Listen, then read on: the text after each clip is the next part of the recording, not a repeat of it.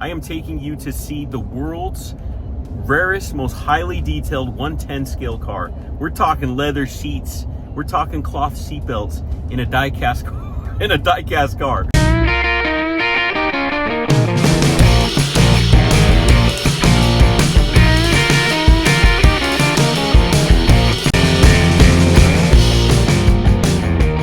It's crazy. The collector that has this, he's a wealthy gentleman, so out of his respect of privacy, I won't be revealing his identity, but we will be talking about the car, and it's going to be really sweet. Man, I love it. Check out this 110 scale. What is this, a Shelby Cobra? 427 Cobra. 427 Cobra. This thing is the craziest detailed 110 diecast scale car that I've ever seen in my life. I mean, you got leather seats in the interior, you got seat belts, you got, I mean, look at it, the detail. What were you, tell me a little bit about what you were saying about this thing. Well, this guy, he's a competitive builder of models. He works at a hobby shop in Phoenix. So this is number 262 of 427 special editions. And so basically I have a full build kit of like pictures and everything of him building this. He's got 1,000 man hours or so into building this. Like I said, even the if you look at all the wiring, even behind the dash, there's wires that you can't see. You hit the brake lights work, or hit the brake light, you know, the brake pedal. Headlights work. It's probably the most, I mean, look at the carburetor here. I mean, you got all the... Oh my gosh.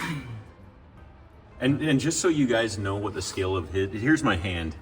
Okay, so you can see basically the scale of this thing, which is just insane. Switch in the center console. Oh, on the center console, there's the switch, and then you're able to hit that switch, and that's the lights when they pop on there. I think it'll make an engine sound too. Really? Yeah, I forgot what button that is. But... I mean, it sits in the case. Let me get my gloves on. Yeah. I'll film this up. This is just such an amazing thing. This is number 262 out of 427. Look at even the instrument gauges. He was just telling me like there was little bolts, like watch parts that were used to put this stuff together. Did like a cutout of a Countach. Uh-huh. And it was like basically those cutout photos where you see into the tires and stuff like that. So he put on some gloves just to handle this thing because you don't want to scratch it. You want to take it easy, and that's really nice of you even to take it out so that we can show everybody here.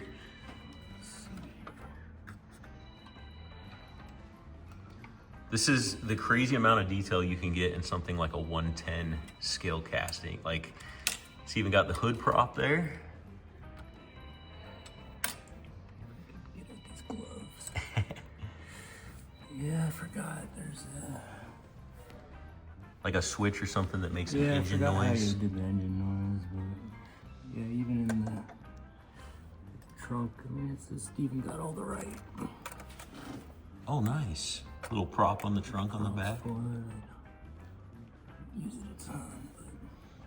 Like that Cobra 262 plate. Real rubber tires. Real leather seats. Yeah. Real lights that light up. Real cloth seat belts.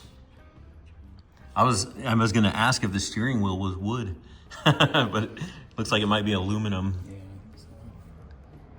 But really cool. And again, what did you say that you paid for this one? I think I paid like $2,000. $2,000. Which was a steal. If you look like in the build photos, it's not as detailed as this. This guy went above and beyond. So he purchased a kit He purchased the kit and made it better, basically. Like it's like a model you could build, but he took it to the 10th level. Yeah, to the point where you could run. What were you saying about the wiring? Like speedometer cable goes to where it needs to in the real car. Like every wiring connection meets it where it would in the real car. Like the battery, this is where the battery position is in an actual 427. The battery cutoff switch, you know, the fabric seat belts. Yeah. I mean, everything's to the like utmost. And even the fit and finish, the way the side exhaust mounted when you you could see where the factory mounted it, and they were actually way out and weren't set. So he inset them in and Frenched them in a little bit more versus what you could get from the factory. So he took what they had and made it better. Even in the gills for the vents, like those are aluminum. I mean, he did a lot of his own stuff too, for sure. That's amazing. How long were you looking at this car before you decided to pull the trigger on getting it?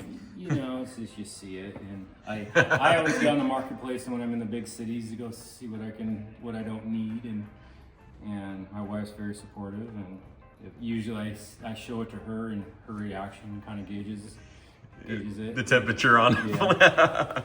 But we went and got it, and the guy was very proud. I wish I could give him a shout out because he was very, very passionate about what he does. You can tell that he put such amazing effort and detail into this. Yeah, you said over 3,000 man hours? I think it was like 1,000 or 1,000 man hours? Yeah. And so I was going to consign him for some other stuff because you can get an F40 like this. And I was going to buy the kit and send it to him to build, but by the time I bought the kit and sent it to him, it probably cost me $5 or $6 grand. Yeah, well, I love that you're an F40 guy because I love F40s myself. This was my dream car, 66 Mark II, and that's the car that when Ford wanted to go pound Ferrari, that's the car he sent out in '66. Is this it, like in the movie Ford versus Ferrari? Yeah. That's it, man. Ken Miles. Such a good movie. And so, right-hand drive. So hopefully I'll be picking my one-of-one size up this weekend. I love that, man. It's super cool. Just you have a Road GT40 and then another Mark II. Man, that's awesome. How long have you been collecting diecast for? Oh, since you're a kid.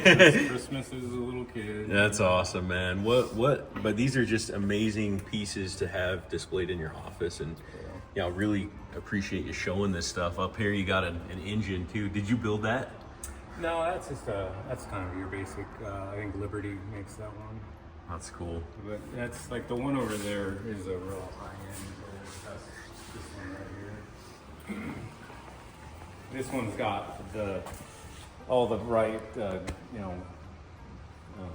cylinders are in there. You can pull the valve covers off. The valve springs are there. I mean, it's basically a replica of that dragster engine, but that one's got a lot of detail. What I noticed, it's cool. You got the dragster, but you got the real deal like sitting over there too, which is super cool to see.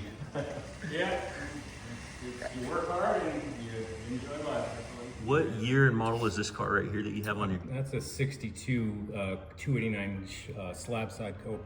That's the car that was sold to the public first. So that car came before the 427s. That's the car that was the AC Bristol that Shelby got motors from Ford and put the 289 engines in. What's super cool is you were able to pick that one up in real life, right? Well, I got this one from the owner when I bought the real car. Oh, okay. So I have the real car, and he actually, you couldn't get the white with the red interior, so you can buy a black car with red interior or a white car with black interior. So he bought both and took the model apart. So I have this exact car in the ivory white with the red leather interior. That's awesome. One thing I've noticed with your diecast collection, like what you have here on your desk and stuff, it's very just high quality diecast. Do you have like a huge room of diecast though, like 164 scale? It just started with what Virago and Maester or whatever they are, and I actually just went to Salt Lake City and bought the real car yesterday. So I have a 66 GT40 coming. It's awesome. I love though when you have the full 1/1 scale, right? That when you can find a 1/18 scale or something like that to match it, it makes you enjoy the car more. Yeah, and that's a polished version. I got two of those obviously, but that's the polished version of the 289. Man. Franklin makes that one. But yeah, you have the cheaper ones, but the higher end stuff, the bigger scale, and then I have this is a NASCAR engine. This is a pretty nice scale this is what they were running, the RCR engines out of North Carolina, I think. This one's a limited edition as well. I think this is 167 out of 300, or 900, 3,500. I love your whole man cave setup too, like the couch there with the tail lights. Yeah. They're literally turned on, they work. You plug it in. I got my my daughter's first car is right there. When she gets old enough, that'll be hers. And it's fun. As a fan of exotics too, those jumped out at me in the corner there. Yeah. Those are the ones they start off as posters as a kid. At least that's how it did for me. And then you just build up to it. Ferrari F40. Yeah, F40. That was my poster car as a kid. Yeah, I love the 110. I think that's 110. 110 scale. 112. I mean, the details are just crazy when you get to these bigger scale cars like that. So it's super cool to see. McLaren F1. Selena 7 on that one. Oh, Selena 7. Okay. I'm not a big McLaren fan, so you won't find McLaren. Not too much. I do like the F1. I'll give the F1 that. New McLaren. That's cool. I love the setup. Love the racing snake and mongoose. Yeah, I got that with when I bought that dragster. That guy had all those. Those were all kind of came with the dragster. Yeah, you got your engine, your 427 engine block tail came out of a blown up sandrail. The guy blew his motor up in a sandrail and made it into a table. Hey, it turned out to be a nice piece. And I love the little pieces of art too that you have around the man cave. Like is that Shelby? Oh God, why am I missing that dude's name? No, that's everybody's gonna forget that. This is cool. Steve McQueen. Hello. Steve McQueen. Okay. I'm insulting him. This is awesome. This is a Porsche. What year is this one? That is a 65 Porsche 904. That's the car that raced in Le Mans. And you got a Porsche Turbo 991.2. That's a modern day turnkey and go rip it. You can run that car hard as you want and it'll last for more. That's awesome. Yeah, this is some Steve Speed Shops. This man cave art. You know, this is where you park the toys. Got a rally fighter outside. Oh, that right there? Yeah. What the heck? That's from Fast and Furious. Oh my gosh, let's take a look at this. That is insane looking. I just saw it through the window and I'm like, what on earth are we looking at right here? That's a Local Motors Rally Fighter. They made those. That's a Gen 1 car. This is the world's first, what the heck do they call it? Group source vehicle. So they had a competition of everybody around the world basically came up and worked together to design this car.